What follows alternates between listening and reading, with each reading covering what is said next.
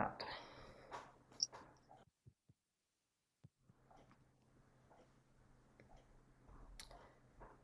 Good evening, comrades. Thank you for joining us tonight for a special edition of the LLA Education Seminar.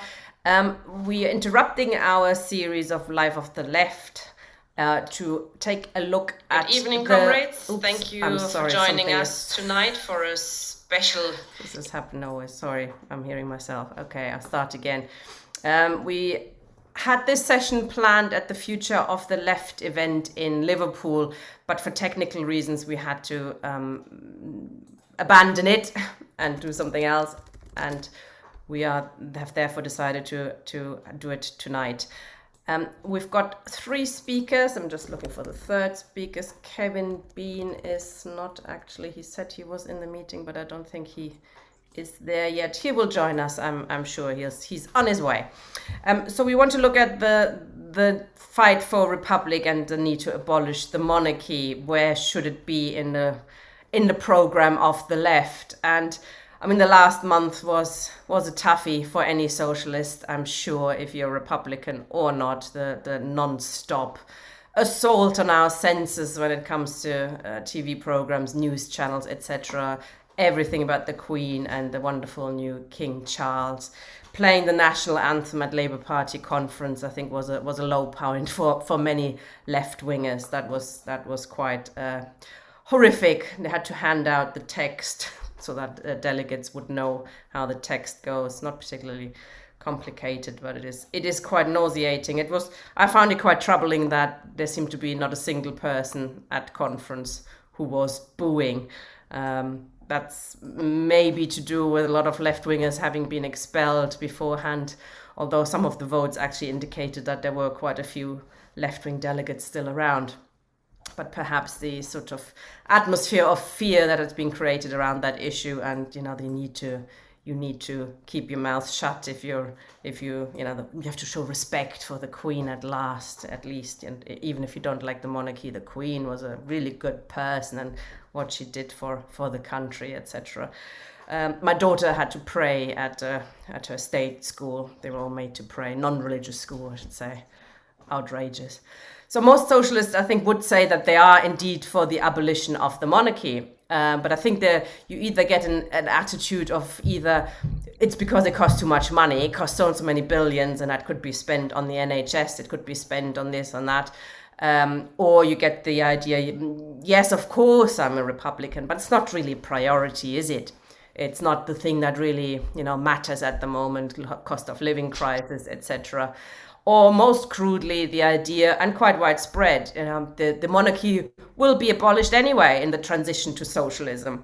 And so that actively fighting for the abolition of the monarchy now is a diversion from the class struggle, which is quite a widespread idea. So we want to talk about all these issues tonight with 3 speakers who have a lot to say on the issues. That's why we've asked them to keep it brief, keep it short and sharp. 10-15 minutes each at the beginning, and then we can perhaps open up for discussion or ask some questions amongst ourselves, perhaps where we disagree. We'll see how it goes. We're going to start with Steve Freeman, who's of the Republican Labour Network of the Labour Left Alliance or something. You'll explain what you are. I can't quite remember. That's exactly right. That's it. That's right. Steve, explain to us why it's not a diversion to fight for the abolition of the monarchy actively. Just before I begin, Tina, I just want to say one thing which I think is really important. I just want to remind everybody about Julian Assange and the demonstration on Saturday, the 8th of October, when the intention is to try to surround the Westminster Parliament. It's quite an ambitious thing to do. And I really call everybody here to make every effort to encourage your friends, contacts, any meetings you go to, because it's worth remembering that Julian, I think, is the #1 political prisoner of the Crown, being held at His Majesty's pleasure in Belmarsh on behalf of a foreign power. So I think we must keep this in mind as a concrete thing that we should be taking up as Republicans. Now, I say that first of all because I want to come back to the main point, really. I really want to start at this point because I think if anybody still had any doubts about the British monarchy being central to class politics in the UK and internationally, then this period between the death of the Queen and the funeral should have made everybody think again, or consider it again, or think about that. It is time for us to reflect upon what you might call the Elizabethan age, the 70 years since between 1952 and 2022. And I'm going to call this the 70 years of failure. So that is the theme I want to sort of focus on. And I want to mention four things, four failures. And number one, the failure of the 1945, what I call the social and constitutional monarchy, or social monarchy for short, that was failed during this period, a period of since the 1970s, since neoliberalism came on and began to dismantle it. And I think it's degenerated so far, to be honest, that it's beyond resurrection, although Jeremy Corbyn and Momentum tried to revive it in the 2017-2019 manifestos. But for me, it's a dead parrot. It's finished, it's gone, it's pushing up daisies, and it's not coming back. And we need to think of a different way of developing our politics. Second failure is the failure of the Constitution during these 70 years. The system of class rule by which the Union of England, Northern Ireland, Scotland and Wales, and the sovereignty of the Crown in Parliament, and the established Church of England, the central features of our constitution, are all in crisis at the end of her reign, and they weren't in crisis at the beginning. And I think our constitution too is broken, even if people haven't understood the meanings of that. And I think it's particularly broken as a result of what happened over the Brexit referendum. But again, I've not time to elaborate on that too much. The third failure, I think, it's the failure of republicanism, and I'll say in England, because I'm not going to talk about Scotland, Wales and Ireland, which is different. In England, where 85% of the working class is living and working, there is no Republican movement in England, and there's no Republican Party, and there's no party committed to establishing a democratic republic. And that is significant in terms of class politics. And then I think the fourth failure is the failure of the socialist movement to provide any leadership for building a Republican movement, to be the voice of working class republicanism, or what I might call Republican socialism. And that's a fourth failure in 70 years. But it's worthwhile saying, of course, not everything's been a failure. The Queen herself has been actually very successful, I would say, the opposite of that. I mean, anybody who can keep a job for 70 years sounds like success to me. The same job, by the way, a job for life is what she had. I think we were told we can't have jobs for life anymore. We have to keep retraining all the time, but she's managed to keep it for all that period of time. But I think the first real point I want to make is distinguishing between success and failure is to draw a sharp distinction between the Queen, the office of the monarch or head of state, and the Crown. And I think that's not really understood. For me, the Crown is the dictatorship of capital, the City of London, the monopoly capital at the heart of government. The Crown is really a corporate body that employs millions of workers. It was born over 300 years ago and has continued to accumulate power ever since. And like all corporate bodies, it has a board of directors. It commands and deploys executive power, the power of the Crown. And of course, the Crown is not an autocracy, but rather an elected dictatorship, is a phrase that's been used. That is to say, where power is shared between the Crown and Parliament, and hence sovereignty is vested in the Crown in Parliament. So I see Liz Truss as the CEO, if you like, chief executive, and the Queen, as she was the equivalent, now the King, is the chair of the board. So despite all claims to the contrary, the monarch has a very important political function, not simply opening Parliament and giving a speech from the throne about the plans his government has in store for us, but every week the chair of the board meets the chief executive to ask what's the hell's going on now that we've just spent 65 billion buying up government bonds. You know, maybe he's doing a bit of insider trading as well. I don't really know. But I think if we're talking about ideological function, what I want to mention is I think the ideological role. I'm not going to say much about this, but to think of the monarchy as role as a decoy. Now, during the Second World War, when the Nazi bombers were coming over the Channel, the government built decoy airfields out of balsa wood, cardboard, cutouts and buildings, and Hurricanes and Spitfires, where they put Hurricanes and Spitfires. And the plan was that the Nazi bombers would be confused and bomb the hell out of the cardboard cutouts, while the real air power was safely concealed somewhere else.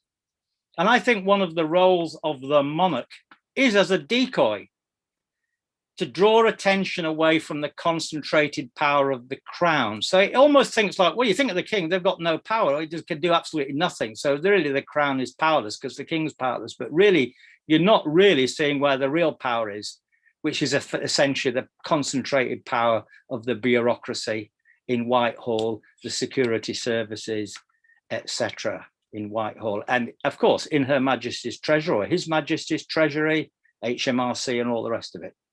So I think the success of the Queen over 70 years is that after 70 years, 2/3 of the people still believe in the decoy. And about 1/3 think a cardboard cutout is not worth getting rid of. They might not like the pomp and ceremony, but they still haven't worked out where the real power is. And if we want to deal with the real power, the power of capital, we have to deal with the question of the crown. So although the office of hereditary head of state still exists, it's irrational and expensive. I think there are two reasons why the monarchy has survived. The real answer, of course, is that the crown and the necessary expenses of the monarchy is supported by the capitalist class, the City of London, the major corporations, and the United States. It's no coincidence that Joe Biden turned up. And that this is represented in the two major parties, the Tories and Labour, the establishment parties. These are loyalist parties who love to sing God Save the King, so that the ruling class can keep all their wealth and profits. But I think a second and equally important point is that the monarchy is still supported and accepted by the majority of the working class. Only about 1/3 or 1/4 of the working class is in any sense hostile. And that has remained more or less constant for a long period. The monarchy wouldn't survive 10 minutes if A, the City of London turned against them, or if B, the working class turned against them. The latter being measured, in my opinion, by the establishment and growth of a Republican Party of the working class. And neither of those two things are happening yet. And in that sense, the monarchy remains secure. So coming back to my four failures again, the destruction and degeneration and failure of the 1945 social monarchy means it's not going to come back or be resurrected from the dead. The Labour manifestos of 2017 and 19 will be the last attempt really to try to revive it. And they are being broken by the crisis of democracy that surrounded Brexit. The failure of the Union and the Constitution of the Crown in Parliament, and the crisis of democracy, which is deepening as we speak. We can see it in the Labour Party is having a crisis of democracy, but we've got a major crisis of democracy in the state. And even if we talk about the Labour Party, will the Labour Party win back Scotland? I think not. So that's a sign and measure of that crisis within our constitution. And the failure of the constitution is going to have dangerous consequences for our democracy, for our civil rights and our civil liberties. The union I think was broken in Northern Ireland and Scotland when both these nations voted to remain in the European Union, and Wales is now moving slightly towards more self-determination. So the decline in support, the decline in the welfare state is also a crisis of the constitution that it supports. And so we're left with England being a deeply divided nation, divided between rich and poor, divided between the North and the South, divided between Leave and Remain, divided between those who are thinking in British terms and those might be thinking more about England, and divided between Royalists and Republicans. And so then we're moving on a little bit, the failure of republicanism. The only real Republican organization, it's got about 5,000 members, is the one called Republic. And in the end of the day, it was actually set up by a socialist friend of mine, who's now passed away, Terry Liddell. But now it's really an organization of liberal republicanism, focused on the head of state and changing the head of state. And its main tactics are to lobby MPs to see the good sense of having a republic. It doesn't recognize the power of the crown or the need for a party, a Republican Party. And then finally, I'll just come on to this final point, Tina, and then I'll end there.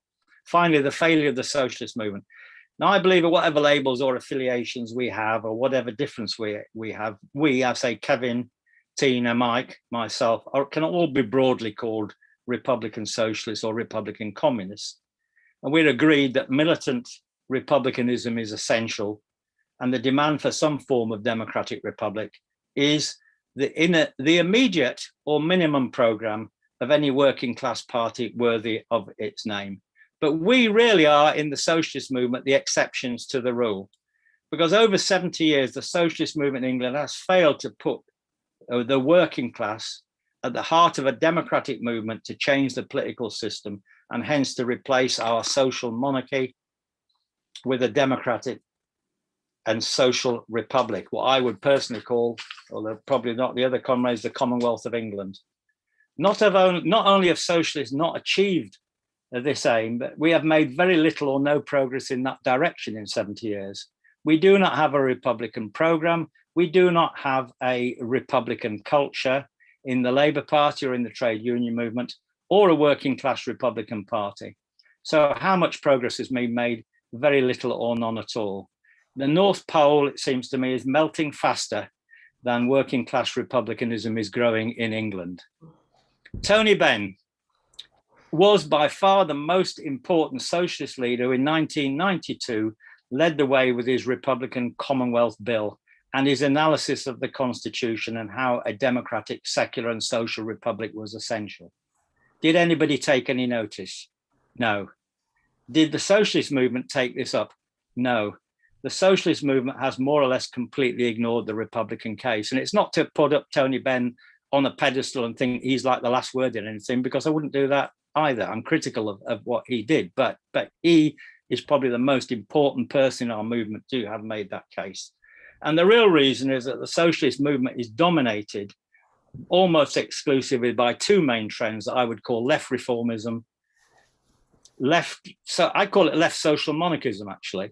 The people who still think the program is 1945, left social democracy. And I would say at the other extreme, left communism or revolutionary socialism, which puts revolution against the idea of a democratic republic, you know, the SWP being the classic case. So I'm going to finish now on this point, just to sum up, Tina. Conclusion. Republican Labour is about building working class republicanism in the Labour Party and in the trade union movement. And we're part of the LLA. The Labour Party conference made it clear that it is a loyalist party by singing God Save the King, and a union party by flying the unionist flag, the butcher's apron, and a Zionist party by continuing to expel anti-Zionist Jewish members.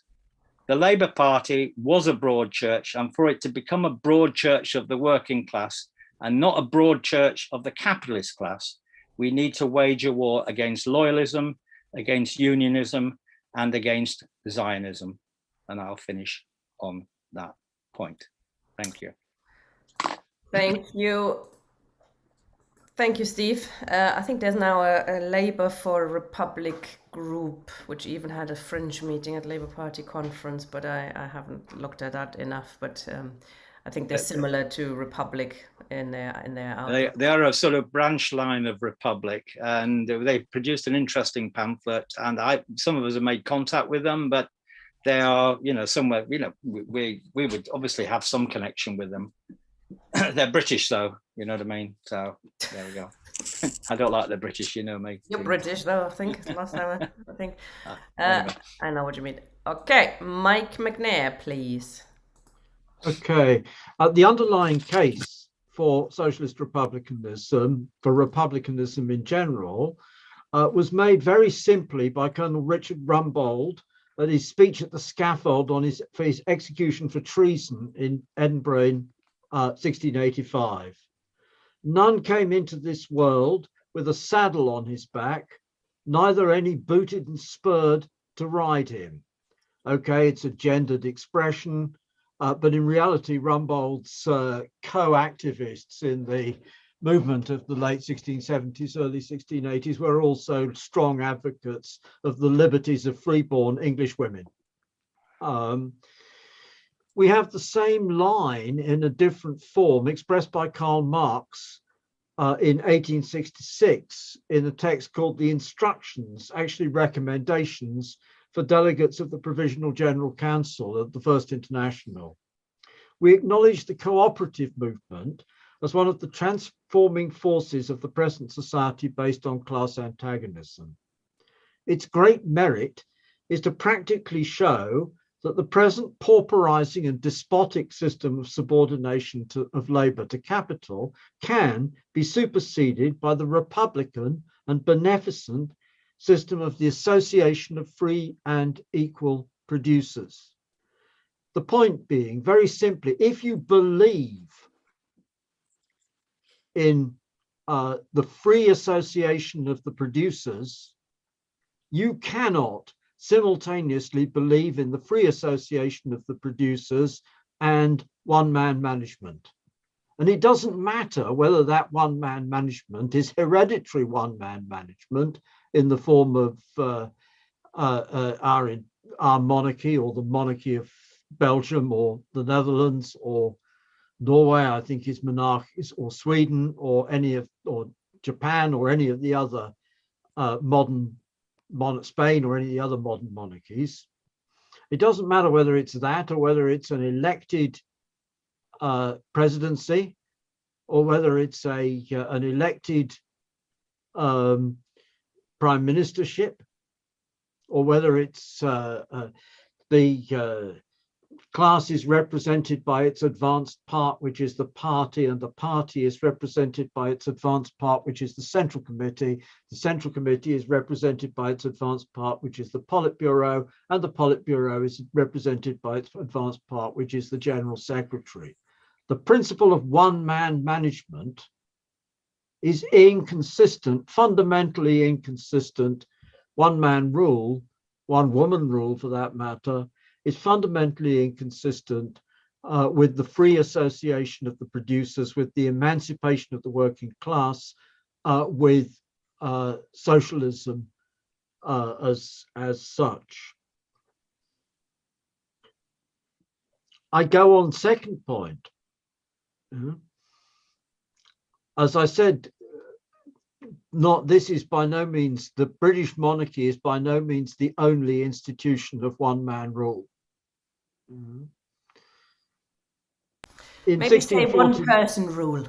One-person rule. In 1649, our ancestors, Parliament passed the Act for Abolishing the Kingly Office, which says that whereas it's been found by experience that the office of a king in this nation and Ireland, and to have the power thereof in a single person, is unnecessary, burdensome, and dangerous to the liberty, safety, and public interest. And then goes on to say that the office of king in this nation shall not henceforth reside in or be exercised by any one single person. So the principle of rejection of one-man management, one-person management of the single person. But the problem which the bourgeoisie, the capitalist class, which at that time was mainly big agriculturalists and the shipping industry found, arms industry, shipping industry, was that republicanism, in that sense of the rejection of the single person, let loose the lower orders too much. And by 1653, the general commander of the army, Oliver Cromwell, made a coup d'etat, and the instrument of government, which was the constitution of Cromwell's protectorate, says that the supreme legislative authority of the Commonwealth of England, Scotland, and Ireland, and the dominions thereunto belonging, shall be and reside in one person, and the people assembled in Parliament. So we move from revolutionaries who wish to overthrow the monarchical order, 2, the principle of one-man management, one person, the principle of the single person. The same thing happens in France. The Republican regime is replaced by the single person of Napoleon. When the Republic is created in 1871, it is a republic with a presidency at its head, characterized by Frederick Engels as the empire of 1799 without the emperor. And so on. Each constitution, which is the Constitution of the United States, starts out republican, but becomes presidential with the events of, with the creation of the Constitution in 1789, and becomes more presidential with Lincoln's coup in 1861-65, and becomes yet more presidential with Truman's coup against the Constitution in 1950. So this monarchism in the institutional form of capitalist rule, it's not something which is peculiar, old-fashioned, special to Britain, especially problematic British decline. This is the normal form of capitalist political constitution. And the question is, why is the left, in spite of being told by Marx and by Engels, we are Republicans, republicanism is our basic position. Why has the left in the post-Second World War period in particular ceased to be Republican? It's something which has happened in that period.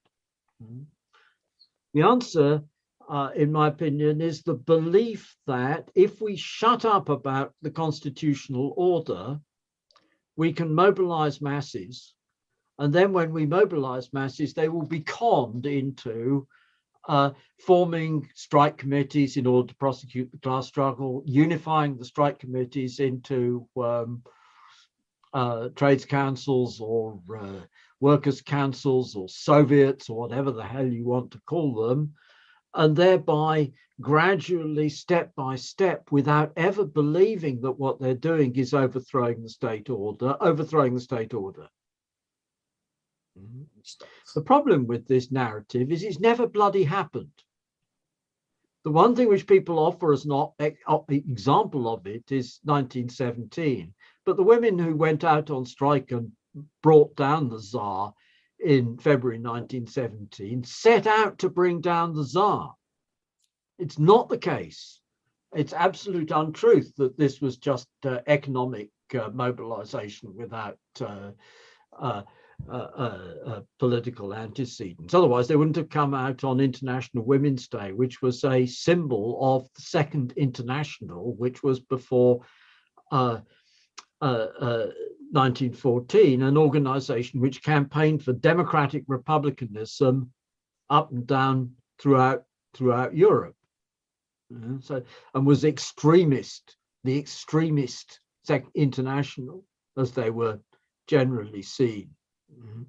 So the idea of conning the masses into taking power by avoiding talking about the Constitution is delusive and doesn't work and hasn't worked, and indeed has been tried and tried and tried and tried again, with much more success in other countries than in this country, but never getting to the point of overthrowing the Constitution, because in order to actually overthrow the Constitution, the majority of people have to think that it's necessary to overthrow the Constitution. If you don't talk about the Constitution now, when push comes to shove and there is a constitutional crisis and people are fighting it out, then actually it will turn out that the Constitution has its revenge on you and not the other way around. So very simple point then. Two simple points. The first, that republicanism is indispensable to the free association of the producers, and therefore indispensable to the self-emancipation of the working class, indispensable to socialism as such. Republicanism in this sense means not just having an elected head of state, but a break with the whole system of the single person rule and everything which goes along with it. Secondly, the idea that by avoiding these issues, it's possible to con broad masses into taking action which will overthrow the regime is delusive. That's it. Thank you, Mike. Can I pick you up on something? Most people who hold that position that you shouldn't bring up the constitution, or it's a diversion from the class struggle, they will of course say that they don't want to con the working class. It's just that the working class doesn't get it, and that the working class is not interested in those issues. They're interested in their working conditions, and we have to pick up the working class where they are and not raise issues that just doesn't interest them. What do you say to that? Well, my point is exactly that this is delusion. If you don't talk about these issues, it's the same is true of, in the same way, a whole load of other things. A lot of people say don't talk about Russia, Soviet Union, the old Soviet Union, and so on and so forth, because it's diversion. But the reality is the bourgeoisie talks about Russia endlessly. Every child is made to study England and Europe in the age of the dictators in secondary school. Over and over and over again, the bourgeoisie talks about Russia and the past and history and so on. And in reality, actually, the bourgeoisie does also talk about the greatness and splendors of monarchism. The capitalist class, we've just had a particular example of outpourings over the death of the Queen. But in reality, we get these stories of that monarchism is a source of British fundamental stability and strength and so on and so forth. Again, taught in schools, in everybody who does government and politics, in civics, in the civics stuff, which people who apply for naturalization, for citizenship, have to fill. So yes, people don't want, the broad masses don't want to replace the monarchy. Obviously they don't want to replace the monarchy, but at the same time, actually it is delusive to imagine that you can do anything else without also at the same time. It's not that you shouldn't talk about economic questions, it's not that you shouldn't talk about this, that and the other, it's that you have to talk about the monarchy as well. I would say also, actually, also the judiciary, also the other all the aspects of the constitution. Various ways in how can I just add a little? Yeah. Can I just add a little point to that, Tina? Just to say, if I could, when we talk about the working class, of course, we're talking about millions of people, and we have to sort of think, a third of I would argue a third of the working class is vaguely against the monarchy, vaguely Republican. Nobody's decided, and if you like, the more politically conscious part of the working class, which is only a small section of the working class, you could say was Republican, except nobody's tried to persuade them that it's a political weapon that they can use and therefore ought to do it. So most ordinary working class people who are active in the movement don't have no time whatsoever for the monarchy. But they just haven't been persuaded to turn it into a party or make it a party program. And that's our failure, really, I think.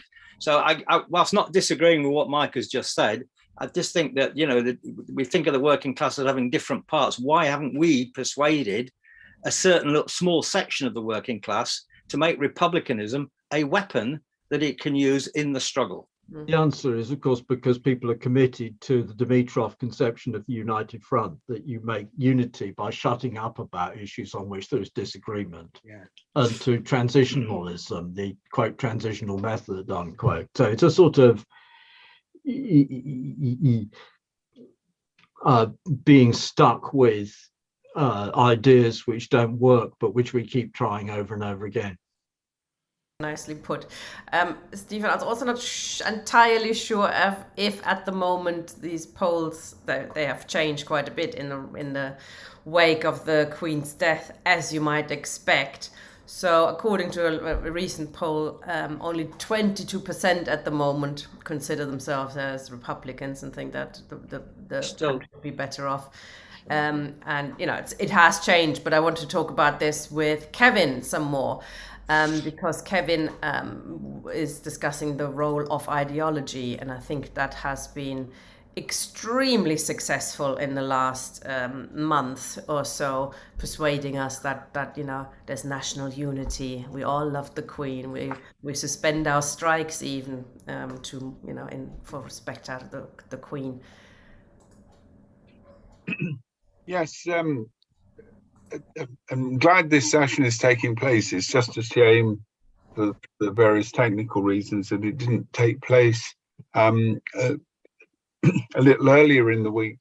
I'm glad that comrades began with the Labour Party conference, and which I did look at, but only in the sense of sociological investigation, because I'm afraid I come from a sort of background and so on, which just finds that sort of thing nauseating.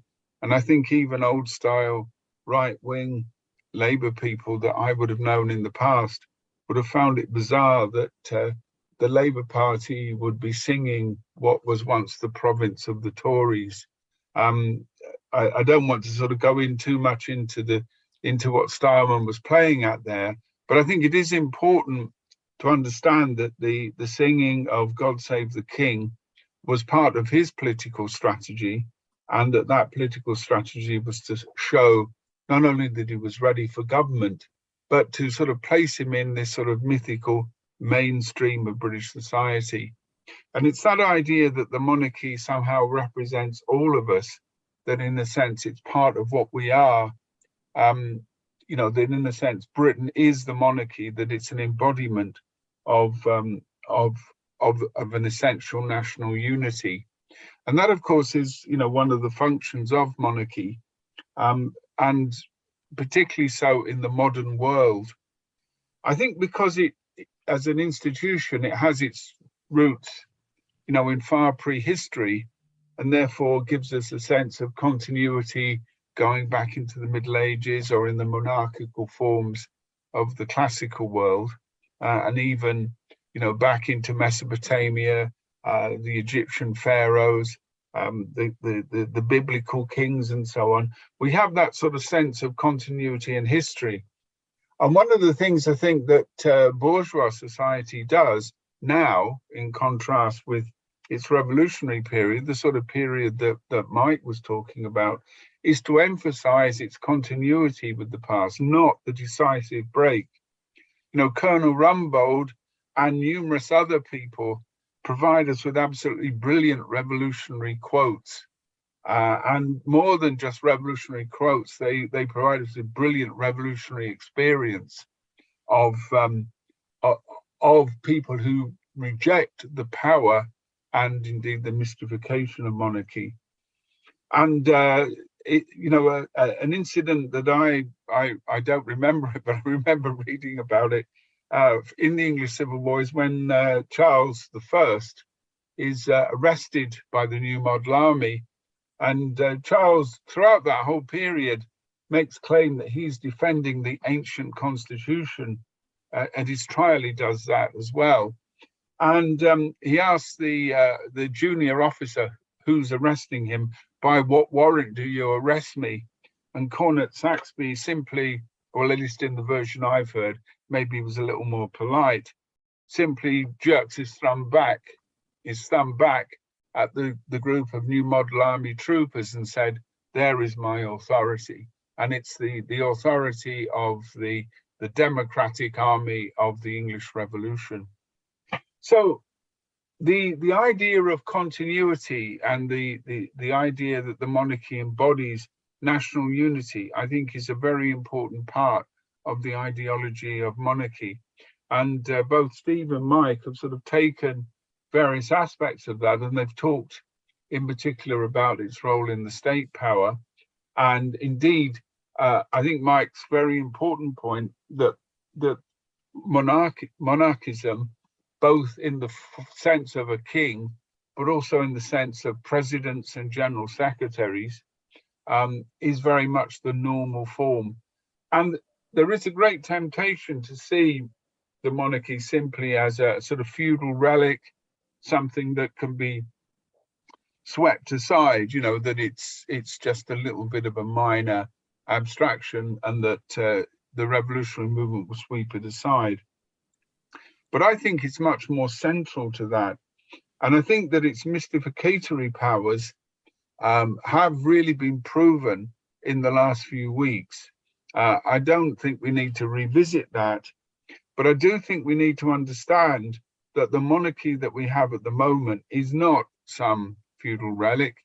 It has a real political and a social role, and that social role in capitalist society has been, you know, well and truly worked out. I suppose if we look at this historically, we can see that with the emergence of mass democratic rights, for example, the right to vote being extended in the 19th century, ruling classes all over Europe had to decide how they were going to deal with that new mass electorate, that new mass working class electorate.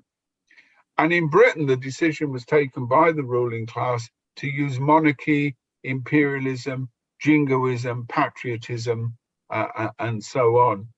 And the English constitutional writer Walter Bagehot, who is oft quoted when I studied this at university, he was you know, a very important source, and is still wheeled out on these occasions.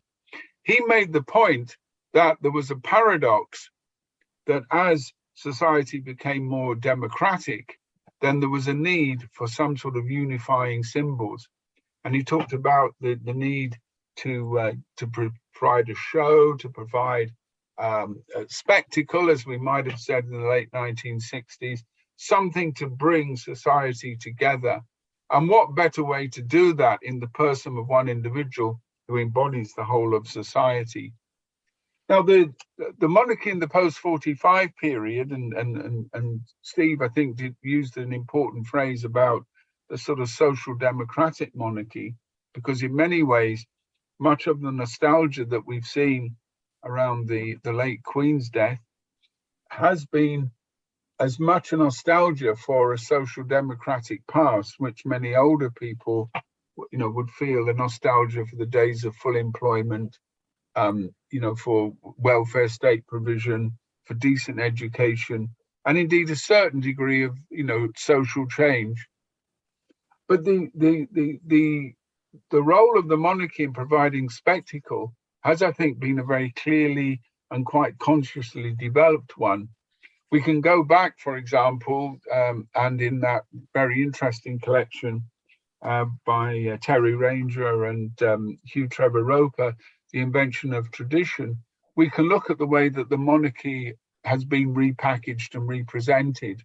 So that, for example, the investiture of Edward VII as Prince of Wales was very much part of that idea of spectacle and bringing the monarchy closer to the people, particularly in periods of social crisis. But it's the repackaging since the 1960s. We can see this again, quite a conscious process. The bringing the monarchy into the very heart of the royal family, showing the royal family as the national family, people like ourselves, so that even in periods of disaster and you know, absolutely PR disasters for them, their divorces and their fractured relationships, that is again repackaged. They're just like everybody else. They've got awkward children. They've got wayward sons. They've got people who have affairs. They've got people who've got strange ideas. So even the PR disaster is spun in this particular way. So we can see that, I think, and in a way it has become the monarchy as we might understand it, and indeed in many of the debates about it, we focus on the individuals, we focus on whether they're worthy representatives. We talk about Prince Andrew. We talk about the sort of rather strange ideas of the new king and so on and so on. But what we don't often talk about is the aura and the mystification that surrounds that. And again, Bagehot talks about the importance of this magic of monarchy. And of course, there's a whole series of mystifications in capitalist society. And Marx, in Capital and elsewhere, talks about the way that capitalism has this sense of mystification, not only obscuring deliberately, but also by its very operation, the nature of real power and the real dynamics of capitalist society. So the monarchy has, I think, been consciously developed to function in that way. I'd like to just sort of wind up by looking at particularly the mystification around the late Queen. And one of the things that struck me in reading quite a lot of the accounts of the reaction to that was the comparison between the veneration for that Queen and maybe forms of religion. And comrades may be aware of the famous quotes from Marx in The Jewish Question on the religion being the opium of the people. But he also talks about the way that Christ is an idealized man.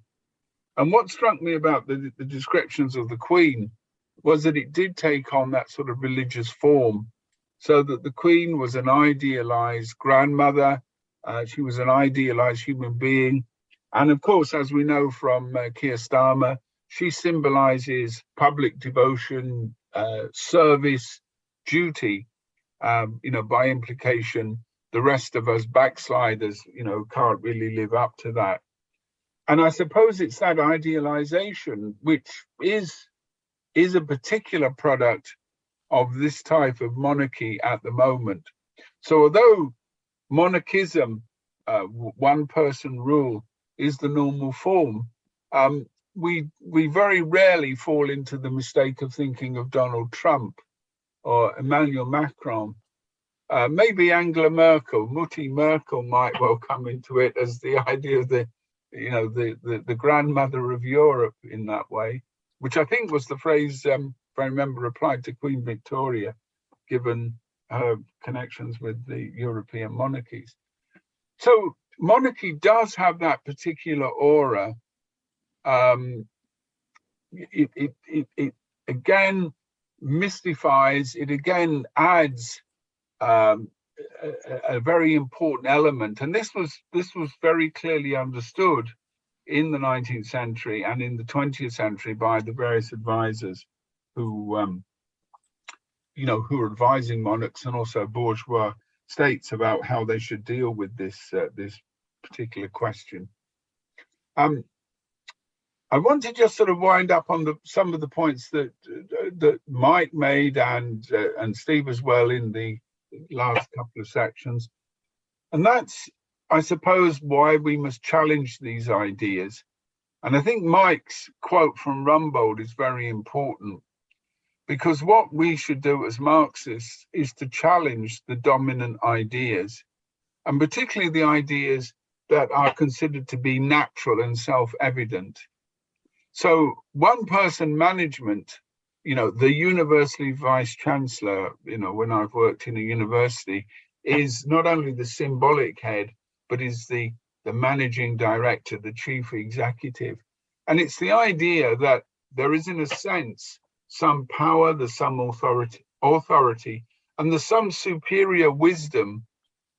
So that in, a modern university or a modern multinational company is actually in many ways much more of an absolute monarchy than even the British monarchy. But it's that idea of challenging the dominance of individuals, the representatives of capital, that I think we have to do. So our job is to confront that, is to break it, and is to explain the nature of that power. And it's also to cut through the symbolism and the mystification. And monarchy, for the reasons that both Steve and Mike have explained, is absolutely crucial to that. Because if for example, the left can't organize a decent bit of a heckle when they're singing God Save the King, when somebody can't stand up and say, up the Republic, down with the elites, down with the capitalist power. If they can't take the lessons of people in the English Revolution, then there's no hope for them, because that symbolic power is linked to real power in capitalist Britain. So that's, I think, what we need to do, and that's why this critique is so important. Thanks very much, Kevin. Very interesting. I think the tension there between the continuity, these appeals, that it's always been there. Of course, it hasn't. It's been maximum 1,000 years or something, but it's changed throughout, hasn't it? It has actually continuously changed in order to survive. So it's adapted. I mean, there's today is an interesting one in the Daily Mail, is slightly miffed that Princess Kate went to a food bank and talked about, food banks are marvelous things, aren't they? They're a real lifeline in these periods of crisis. And of course, you're not supposed to talk about politics because, the royals stay out of politics, don't you know it? As if we all know this, they've intervened in thousands of laws that don't even get to Parliament before the royals had a good look at it and changed it where necessary, behind the scenes, even before Parliament gets to see them. Kevin, do you think in periods like the current period, where there's huge crisis, economic crisis, that actually it becomes even more important to have the monarchy there, and that's why they perhaps spend quite so much money on this? It could have backfired, couldn't it? We're in a period where people don't have enough money to pay their heating or their bills, and yet they're throwing tens of millions of pounds at these 2-week-long festivities, national mourning, etc. It could have backfired, but it didn't, did it? It achieved quite the opposite, which is amazing. Yeah, I'm glad you used the word festivity. I think it's the word sort of celebration of monarchy. There's a phrase that I've seen it used elsewhere, and it's the idea of the performance of consensus. So the money is well worth it.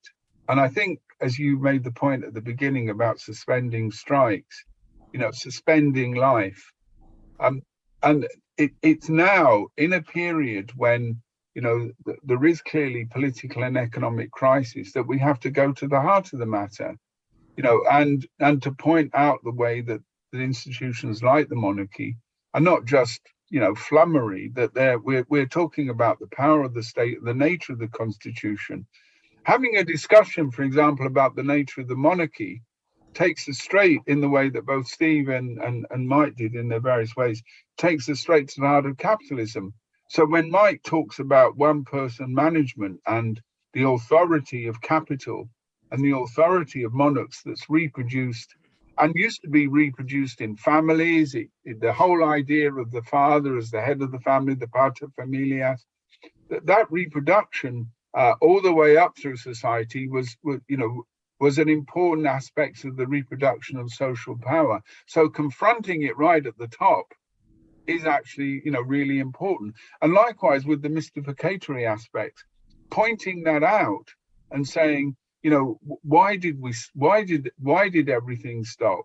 Why did a party that is allegedly representing the working class join in this monarchical madness, this monarchical celebration?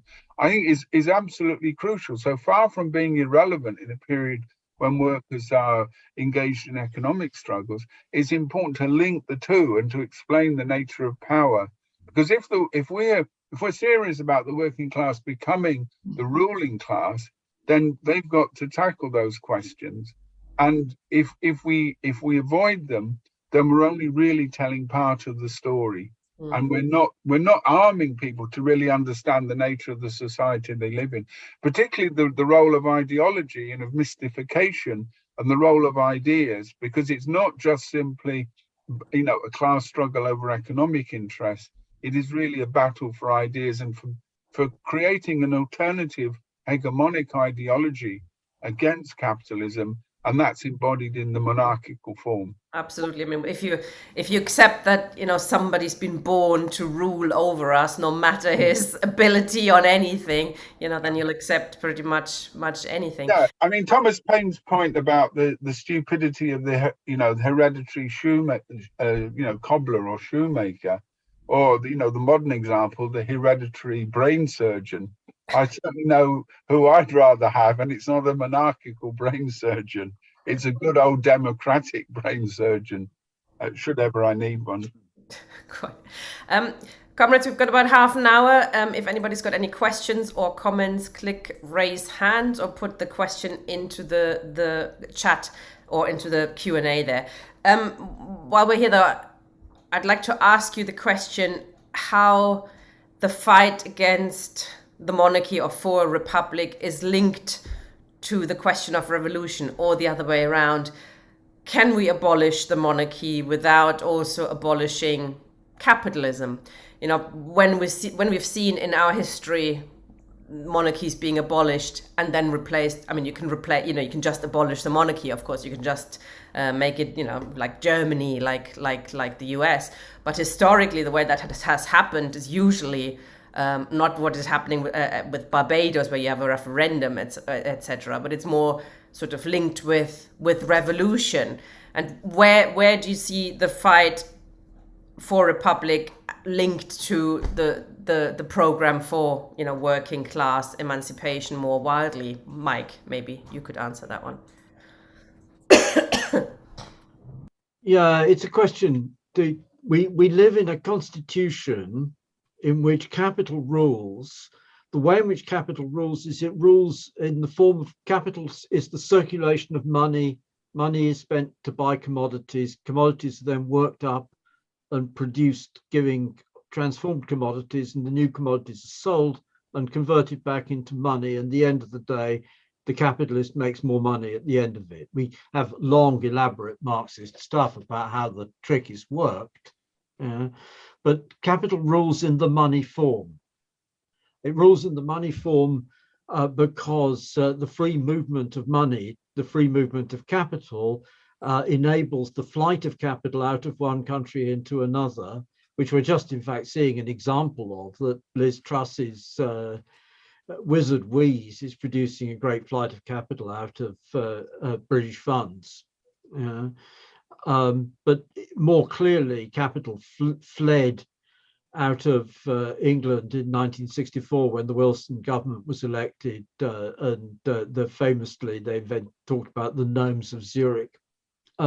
It rules in the form of corrupt payments to politicians, and politicians are obliged to take corrupt payments because they need to negotiate with press barons who are paid by advertising, which is a different form of corrupt payment, which is to say that the voice of the press baron and of his chosen editor is amplified. So you say, we talk about freedom of speech, but in reality, it's the freedom to shout down everybody else by virtue of having access to advertising revenue. And it rules through the sale and denial of justice by the free market in legal services. And the monarchy, the place of the monarchy in that is, as but all of us have pointed out, it's the legitimator. It's not that the decisions, it's a point, again, a Marx point. Democracy is the secret of every constitution. James II and 6th and 7th and 2nd ran away from the country because he was deserted by his army officers, and in face of the Dutch invasion, he was deserted by his army officers, his political supporters, the people who he thought were going to back him up. None of them were able to turn out significant forces, and he lost his nerve and ran away. The ability of any individual ruler, whether it's to get things done, is dependent on the people below them accepting that they have that power. But that power is legitimated, and the monarchy legitimates the whole of the structure of managerial power. It also legitimates the rule of wealth because we celebrate the monarchy. It's a paradox that we talk about the monarchy as an enormous waste of money, but in fact what's being done with the waste of money is celebrating luxury, wealth, the wealth, quote, wealth creators. The capitalist class is the ruling class not because they practically govern, but because they are the, quote, wealth creators, unquote. And that display of wealth is part of the process of providing the symbol that Kevin was talking about, around which the loyalty of the state apparatus coalesces. The state holds itself together in order to be able to coerce everybody else. That's it. Thank you, Mike. Steve, quickly, is it an advantage if, Barbados now votes in a referendum to get rid of the monarchy, Australia gets rid of the monarchy? Is that a step forward for Democrats? Or? Well, in one sense, yes. In one sense, no. In one sense, it undermines the ideology that monarchy is permanent. It isn't permanent. It can be changed by people acting. So that's a good thing. But I think, as been pointed out, removing a king doesn't make you a democracy. If you make you a democracy, you have to organize yourself to make a democracy. So having no king is moving a little barrier, but it doesn't do that. And so I slightly answer the question from before. I think a republic starts from below. It starts in this self-organization of the people. And even if we think back to 1649, when they declared the Commonwealth, probably the 1st of January, and Mike went through that a little bit as well, when the laws were passed. The fact is the new model army existed since about 1644, like 5 years before that. And the new model army was really the republic, or the proto-republic, or the embryonic republic. And they were fighting a war, a battle, to overcome ideologically, politically, militarily, to actually come to power. And it couldn't have happened before. So the monarchy didn't just disappear away. We wake up one day and it's gone. It won't go unless people consciously, and that's why a Republican Party, a party that's consciously Republican, is an essential precondition for that to happen. Otherwise, it'll just collapse, and then what will happen next? Nothing, not a lot will happen. And that's why I think the distinction, by the way, between, if I just make a short point, Tina, the distinction between the king and the crown is important. Because we've all understood the ideological power of the crown, and both Mike and Kevin have really explained and elaborated that very, very well.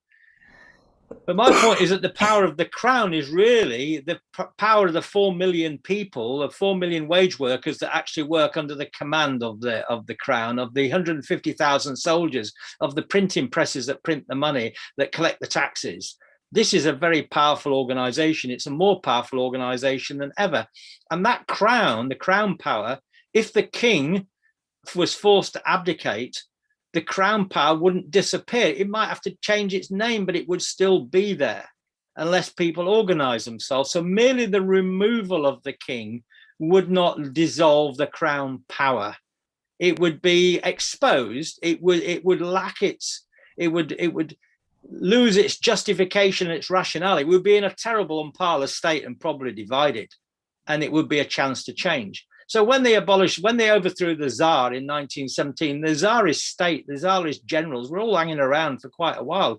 And Lenin even warned us they never really got rid of them even later on. That bureaucracy was the thing that killed off the revolution eventually. So I think that we mustn't, that getting rid of the king it shows that society wants change, but in it of itself, it doesn't make the change. It only opens the door to change. It's the beginning, and we have to be ready to begin. If society is not ready to begin, and it hasn't got a party to make that beginning, then nothing's going to change, really. Okay, we've got two comrades who want to ask questions or make contributions. Firstly, Susan. Hi. Yeah, I wondered how you distinguish. Can you hear me? Yes, all good. Yeah, all right. I wondered where you draw the line between what I would say was necessary control, like a teacher over a classroom, because I used to be a teacher, and sort of capitalist control, where you get one person running something probably for their own benefit. Where's the line in between them? And how do you get the two to work in conjunction with each other? Good question. Kevin, you haven't spoken for a while. Do you want to do that one? Sorry. That was good. Oh, you give me the easy question. It's a good one still. Well, actually, I actually think it does go back to presidentialism or monarchism, which are variants of one-person authority. Actually, Susan, I've been a teacher at various parts of the education system, and I remember in the late 70s when I did begin teaching in schools, I remember that problem. And it's an interesting one between democracy and authority. And particularly when you've got a group of teenagers who decide that they don't particularly want to learn. Yeah. I think without being clever, there is a sort of dialectic.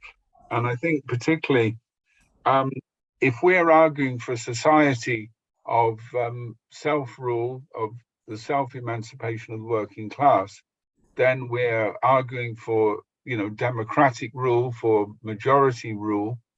And what that would be based upon is developing people as political and social subjects. I think in terms of children, there is a transitional period. We can all argue, is it undemocratic to make children go to bed at 8 o'clock? You might argue that there's a process by which children, grow into adulthood, and then when they get to certain stages, which may be related to their education and their social role. But I think that what I'm not in favor of particularly is, for example, ideas of dictatorial states. And I think what you're perhaps hinting at, and it's it is an issue in the socialist movement, about relationships between coercion and authority, that I think as socialists, we would envisage our revolution to be democratic, and that it would take place in societies, and it would take through a very conscious and politically organized working class. And the way that we would see that developing is not simply through a sort of revolutionary moment in which people are sort of transfigured, a sort of epiphany. We would argue, and we would base this on historical experience of the socialist movement in the 19th and the 20th centuries, that socialists should be, in a sense, educating and preparing people, the working class, the socialist movement, to habits of democracy and discussion, so that when when the working class does take power, it does so in that sort of spirit. I think the Russian Revolution and what happened there, is a specific historical example. Rather like the old sort of saw, when someone was asked directions, if I were you, I wouldn't start from there. I would start from thinking of the power of the working class internationally, and I would think about the high cultural and educational levels of the working class and of the institutions. I mean, think of the institutions both as organizations, but as in terms of culture, even in terms of physical resources that the working class built in the 19th and 20th century. And think about that tradition of democracy and of freedom. And I think that is the way that I would approach it. It still doesn't deal with the problem of children who don't want to read when I ask them, or children who won't go to bed at 8 o'clock. But I think there are ways of persuasion. Other comrades on the panel might have more direct experience of this at the moment than maybe I do. I also like the idea that I think it was Marx who formulated it. If we're all bureaucrats in running the socialist society, none of us are bureaucrats, i.e. if everybody's taking over the running of how we're structuring, socialism, and we're all recallable and it's all transparent, etc. You have a huge level of democracy that sort of does away with that hierarchy in that sense. Mike, did you want to say something? Just chip in on that. You don't stay a kid forever.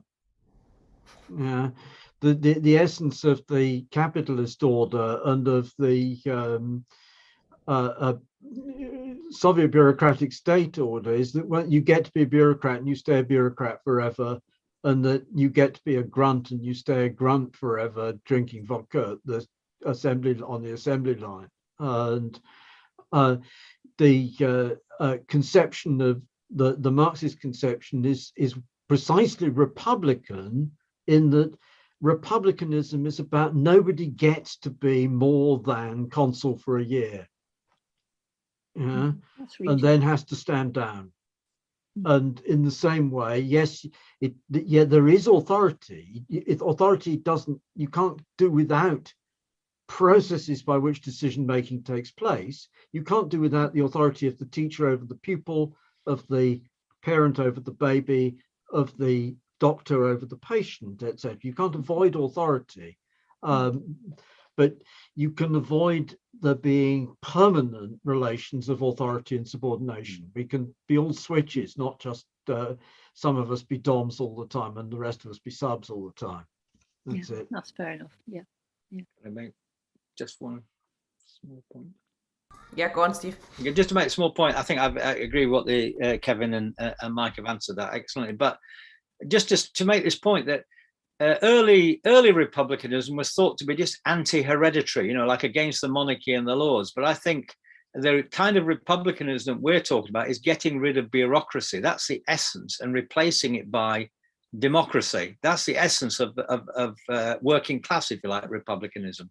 And we're learning that all the time. And if we participate in trade unions and other democratic organizations, we are learning how to try to work in a democratic way. And as Mike has just said, democracy is not without authority. It's not anarchy. Democracy is authority. You vote to go on strike. The minority that doesn't really want to go on strike is meant to go along with the majority, even if they don't agree with it. But there must be full freedom of discussion. So there is authority, but the point is, who is it accountable to? It's collective authority, accountable, transparent, not one man that Mike talked about, not the one man dictatorship that Mike mentioned at the very beginning. Does it answer your question, Susan? I think it does. Yeah. I mean, you need some sort of organisation to get anything done, don't you? So yes, absolutely. You've got to start with the kids and teach them how to organise. And teach them to obey to start. To be honest, I've got a young daughter. You give them control and a bit of power and democracy in that sense, and then they sort of understand why they have to go to bed at some stage. But it's a bit more of a struggle with children than it is probably with adults. Okay, thanks, Susan. Marie. Yes, hello. Hi. Right, about the question of personal authority. That sets me thinking, because there is, of course, the lessons that we draw from history. I would say vertically, going back to the First Republic in Britain, for example, in England, sorry, or the experiences made in the world in the years of the past. But there is also the experiences which are being made. I think Kevin talked about it, with the experience of, more recent, and the revolutions, and more recent revolutions. And there, it seems to me that the personal authority, for example, of Lenin was acquired through the quality of what he was saying, through the quality of what he was building, and the proof that it was necessary. And so there would be a personal authority which would not be immediately that of a collegial one, although I don't think Lenin ever dictated anything. It was there was a collective leadership, if I understood well, in the Russian Revolution. And I would be glad if this was looked at again from the point of view, for example, take Mick Lynch. I didn't know him a year ago, and then suddenly everybody talks about him. He has a personal authority, and so there is a relationship between the authority of one person who gathers the intelligence of many people, and then the effect they have on the mass of the rest of us. And it is not always perhaps a bad thing that Fidel Castro was running Cuba, because I know that the people who wanted him dead, many hundreds of times, would have replaced him by another sort, the personal authority of the capitalist and imperialist kind. And so I'm not completely comfortable with this definition that, personal authority is to be replaced necessarily I would be glad to have a comment. And I would like to make a comment of my own about the replacing of bureaucracy.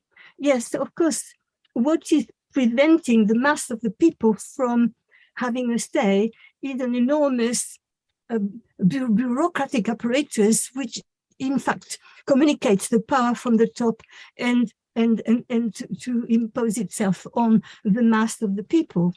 So that's what bureaucracy does. But at the same time, there must be a history of bureaucracy.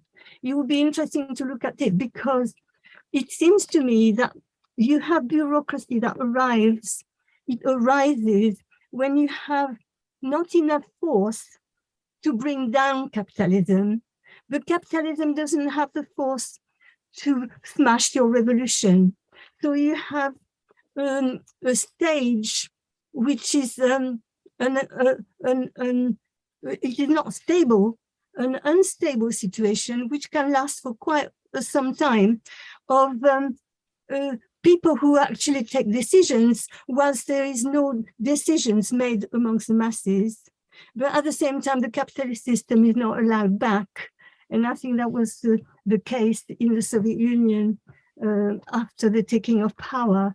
The Soviet Union was not smashed in 1918, but at the same time, communism did not spread. And so what you have is bureaucracy, which becomes crystallized, and which after that reproduces itself in other countries, because worldwide, the mass of the population doesn't have the power to take power, and yet capitalism cannot smash everyone.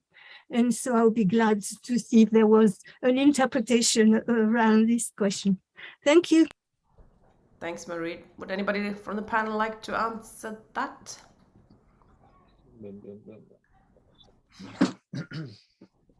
Mike. For what it's worth, it's obviously we'd have disagreement on this one. My view, I think, is that it's true that Lenin has a high degree of personal authority.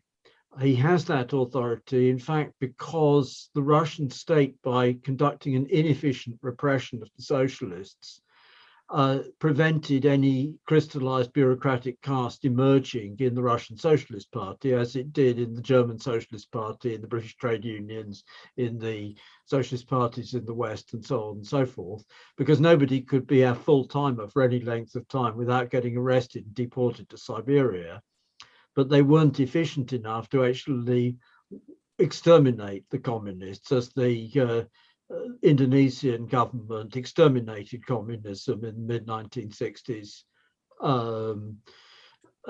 because the Russian state bureaucracy just didn't have that administrative capacity to do that. And then the consequence is that the leadership of the Russian party was entirely dependent for resources on immediately persuading the people below it to follow its line. And that gives the consequences that there is an authority which is an authority of a very different kind to the authority of being the elected Keir Starmer, or for that matter, one of the so on. The problem is then after that, however, in the after Lenin's death, we get a cult of the personality of Lenin created, which obliterates all the different times when Lenin didn't get his line passed in the Central Committee, when Lenin was defeated. For example, when he proposed the expulsion of Zinoviev and Kamenev in November 1917, it was defeated. When he proposed to change the name of the party to Communist Party in summer 1917, he was defeated. People didn't think the time was right. So we obliterated that by the cult of the personality of Lenin. And then the Trotskyists responded to that by creating a cult of the personality of Trotsky, which the whole of aspect of which is it makes it very difficult for us to understand the actual process whereby this organization, which was a collective organization with a collective leadership, that organization was able to give political leadership in 1917. The other side of it, however, is does bureaucracy, I think it's wrong to draw, it's just me again, it's not everybody's position by any means. I think it's wrong to think of the Soviet bureaucracy as a thing different from the trade union bureaucracy. The Soviet state is like a very right-wing trade union in power. Or not very right-wing trade union, but it's like a very bureaucratized Teamsters union, or Bevin's TNGWU, which was extremely top-down and bureaucratic and ran kangaroo courts and expelled people and all of this crap. The recognition of the problem of bureaucracy in the labor movement as a problem was already recognized by everybody before it happened in Russia. It didn't happen in Russia because they didn't have the resources to have a crystallized bureaucracy before the revolution. And then immediately after the revolution, they come into this as a problem. So I don't think it's right to see that as being, and the reason why I think it's important is because if we think that the problem of bureaucracy is a peculiar problem of the Soviet Union, is separate from the problem of trade union bureaucracy and the bureaucracy of small far left groups and so on and so forth, the implication is that by some magical means we get a revolution breaks out and we take power, and we just have to do things slightly differently to how the Russians did it. But the reality is actually that the bureaucratic structure, the loss of republican democracy in the labor movement, has the consequence that the movement is divided into fragment after fragment after fragment, because nobody can work together on the assumption that there's one great, glorious and correct leader who is Tony Cliff or Alex Kalinikos or Griffiths or John Ross or Jack Conrad or whoever the hell it is, or myself or any of these guys, the people who are in groups of one sort and another. The model of the cult of the personality of Lenin, the cult of the personality of Trotsky, and of that we don't need to worry about democratic norms now, is part of the reason why we don't succeed now, is present problem. Yeah, Steve, briefly. I also want to move on to PR soon, if we may. Just very quick. I obviously agree with what Mike said, but I want to come at it from a slightly different direction, because obviously bureaucracy probably existed from whenever we had class rule, going back centuries and centuries before capitalism. But as soon as you come to capitalism, if you think about how capitalism develops, if you set up a small corner shop, you don't have a bureaucracy. You just run your own little shop. That's it. As soon as you start to grow bigger, as capital starts to accumulate and bigger, and you start to become a medium, so you start to employ special managers, you start to develop a bureaucratic system of management and rule. So I think capitalism is in essence a bureaucratic top-down system of power. The power of the very few, the one man or whatever that Mike says, is transmitted to the working class through this system of corporate bureaucracy. And that is a capitalist form of bureaucracy. It's the alienation of people from control, the wage slaves from that. And therefore, bureaucracy is not some leftover from ancient times. It's the essence of capitalism. And if capitalism grows, so too does bureaucracy. If capital accumulates, so too does bureaucracy. Capitalism brings more of it. And therefore, when we look at societies that have bureaucracies, we know in their modern societies, they are capitalist types of society. And the people, bureaucracy is not the ruling class, it's the people who control the bureaucracy that are the ruling class, but they transmit their power, their orders down through the chain of command, through the forms of bureaucratic managerialist organization. And that's why we For us, the Socialist project is to get rid of bureaucracy, to get rid of management as such, as a specific function, and have self-management instead. Sorry, that's it. Kevin, did you want to say something?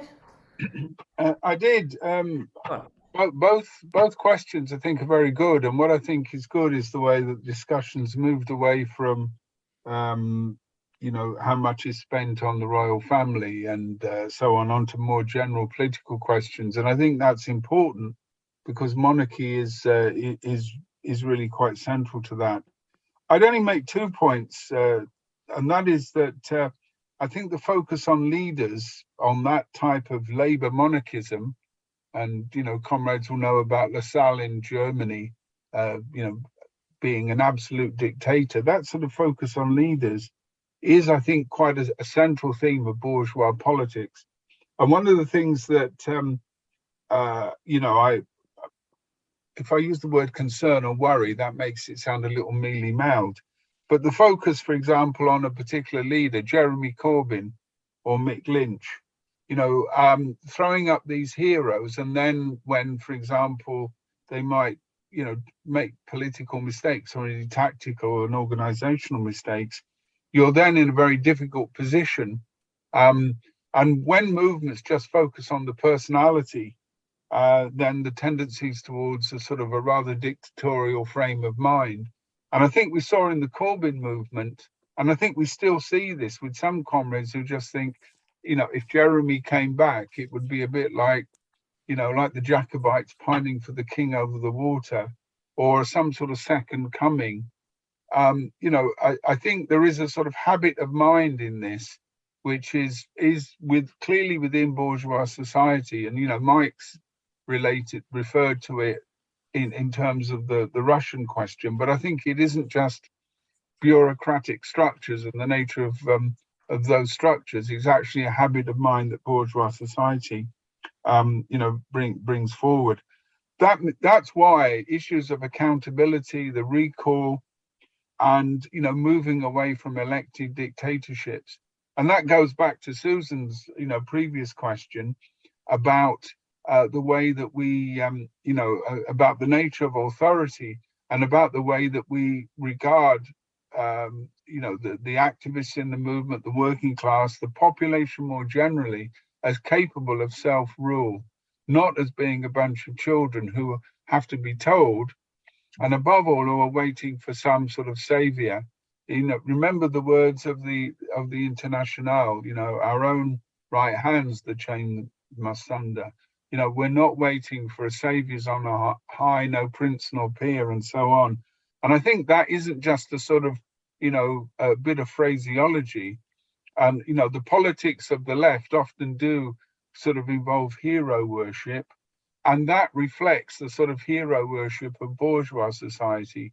And what we're trying to do is to go back to that, that Republican democracy, that idea that each and every one of us is capable of being a leader and is capable of, exercising sovereign power. And that's actually a good way to talk about the sort of a final point, which is the establishing the abolition of the monarchy as a demand that is part of a bigger program for democracy and for democratic change from below, including abolishing the House of Lords, etc. But we've also talked about changing the electoral system, which is a huge problem, I think, in Britain, being from Germany, where you have a PR system. It allows the left to cohere somewhat outside the Labour Party, not without problems, as the current state of the Linke Party that comrades might know about or not. It's imploding, basically. But for 15, 20 years, it did draw the whole left, basically, together, and you had different factions were allowed to openly cohere and discuss politics and put forward different viewpoints, etc. So it was relatively democratic and healthy like that. The fact that the Labour Party conference has voted for a motion in favour of PR, I would like to discuss with comrades briefly. Is that a step forward in the right direction? Where do we see it for example, with demands like the Chartists put forward for annual parliaments, which I quite like, and which is actually as I understand, the only of the Chartist demands that hasn't been put into practice yet. Kevin, I'll start with you because I know you've paid a bit of attention to that motion and you've read it. Is it a step forward? Is it something useful? I mean, Starmer said he's probably going to ignore it, but he in the past he has actually embraced PR. But it's one of those things. Once you're in charge, you change your mind, perhaps.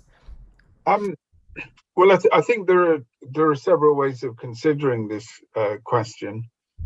Firstly, PR as not as an abstract demand, but as part of a democratic program. In other words, that you have forms of representative democracy that reflect or allow, a wide range of opinion to be expressed politically, so that the idea of representative democracy is not just an elected dictatorship, but it actually reflects, the ideas of deliberation and accountability. So I think PR would work within that, and it would work, for example,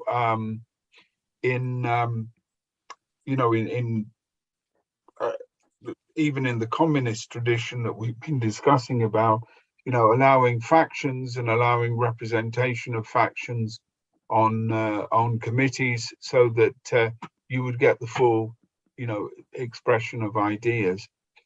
However, I think that the PR in and of itself is only part of a much wider program.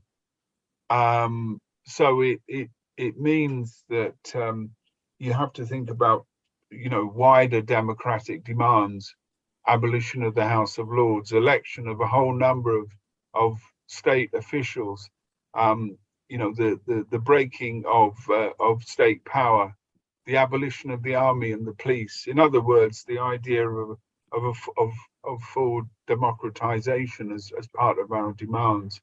So PR comes into that. I think in this instance, though, it's often couched purely in electoral terms, and it's often seen, for example, by sections of the Labour right as a way of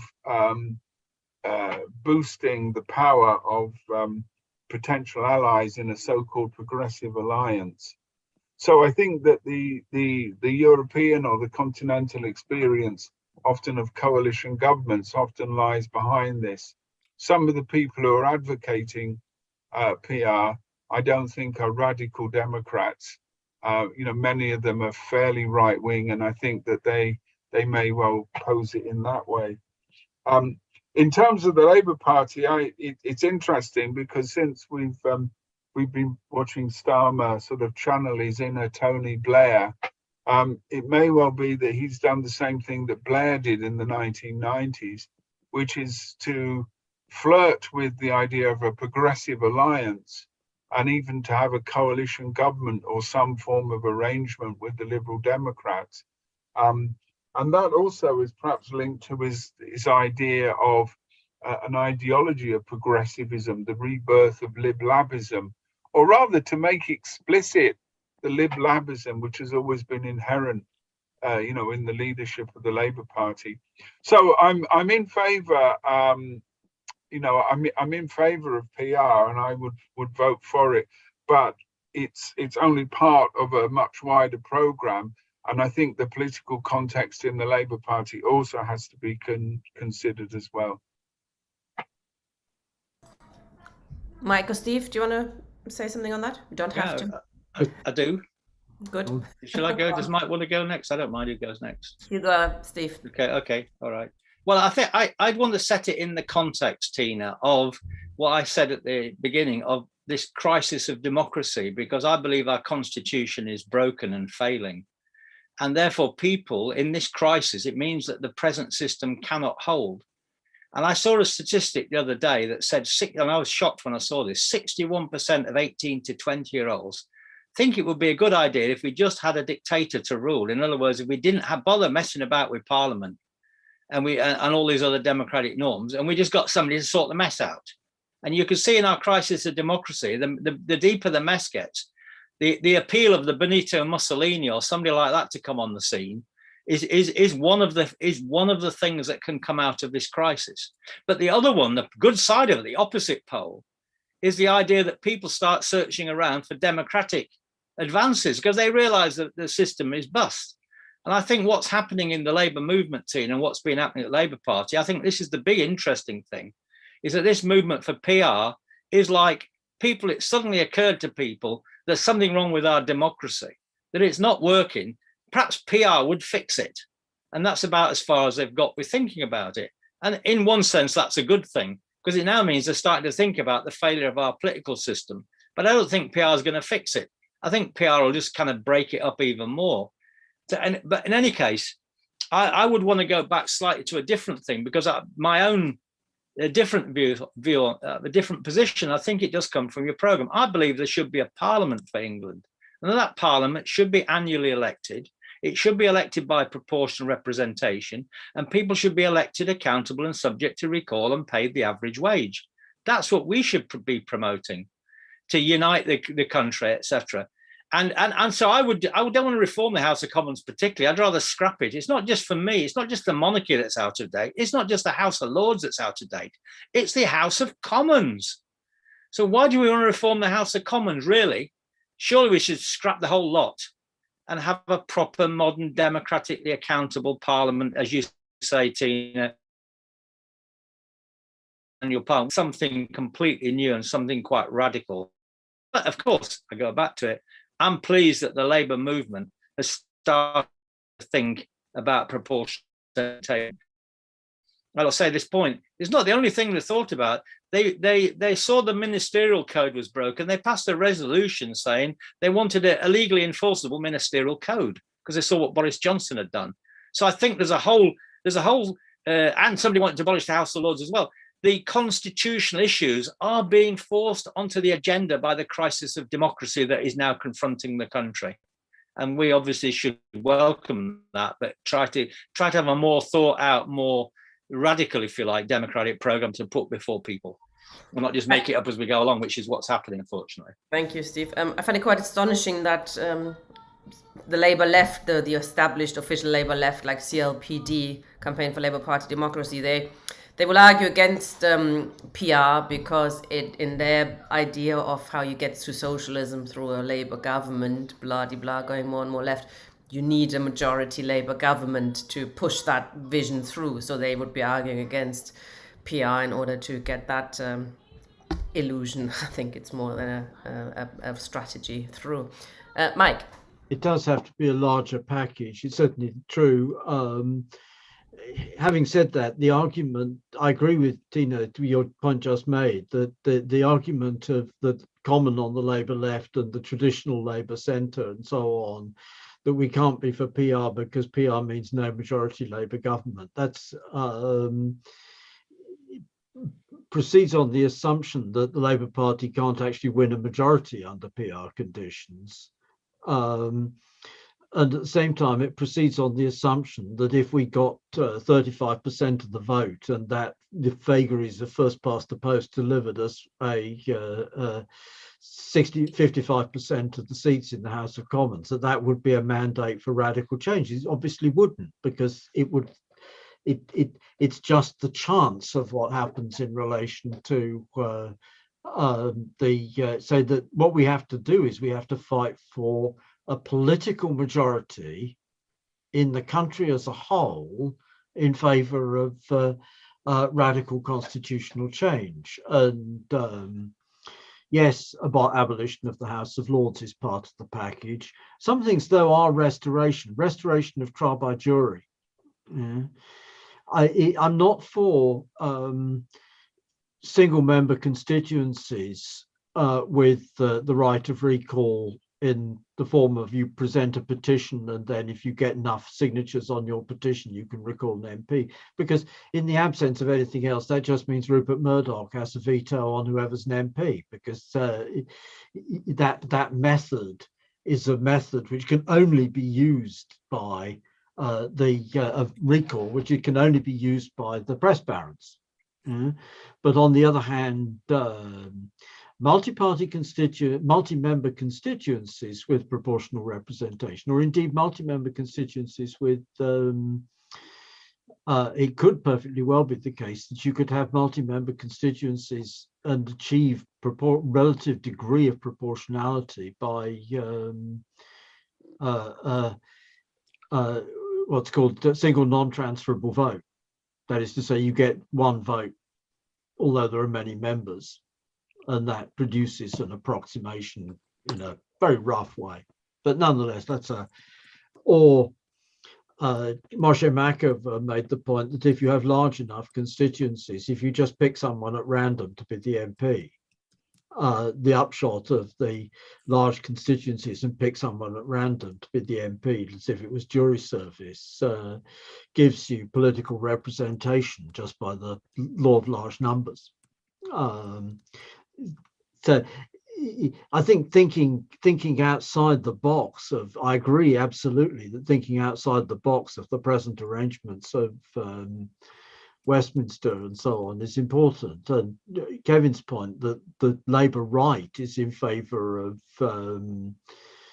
PR of a sort which would increase the representation of the Lib Dems in order to force the Labour Party back into coalition with the Lib Dems.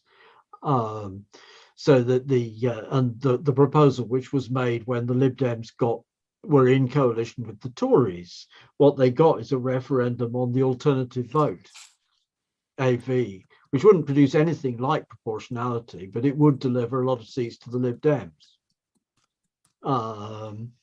But then the surprise, just fighting on PR and nothing else, it doesn't lever open the political system. The PR regimes in continental Europe grow out of the long history of the left fighting for radical democratic stuff, and then the deals which were made for the sake of containment of communism, of concessions of that sort at the level of institutional order in the 1950s. That's it.